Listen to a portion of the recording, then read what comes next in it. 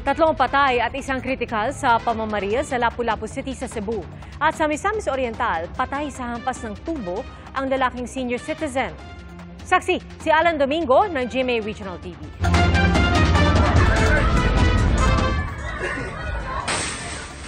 Pasado alas 8 ng umaga nitong Biyernes, nakuna ng video ang isang lalaki na tila may hinahampas.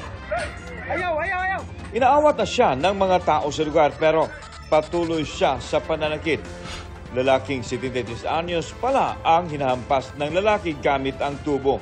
Kini nga suspect, dako man siya kay glawas niya, batanon pa gid siya, 53 anyos, na ilog niya ang GI pipe nga gidala-dala, gihapak pagid kuno sa iya ha. So, sa suspect, nakuha niya ang tubo o mao iyang gibunal sa nawong mao ang hinungdan sa kamatayon sa kuana. Sumuko kalaunan ang suspect na napag-alamang kapitbahay ng biktima. Di na siya nagbigay ng pahayag. Hindi pa malinaw kung ano ang motibo sa krimen. Sa Lapu-Lapu City, Cebu, 3 ang patay at 1 ang kritikal sa pamamaril. Unang binaril ng suspect ang nakaalitan niyang lalaking kapitbahay. Sunod na binaril ang nakasalubong na babaeng kolektor ng isang lending company.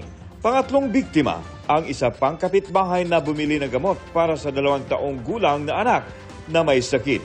Isa pang biktima ang kritikal. Arestado ang suspect na umamin sa krimen. Aminado rin siyang gumagamit ng iligal na droga. Para sa GMA Integrated News, ako si Alan Domingo ng GMA Regional TV, ang inyong saksi.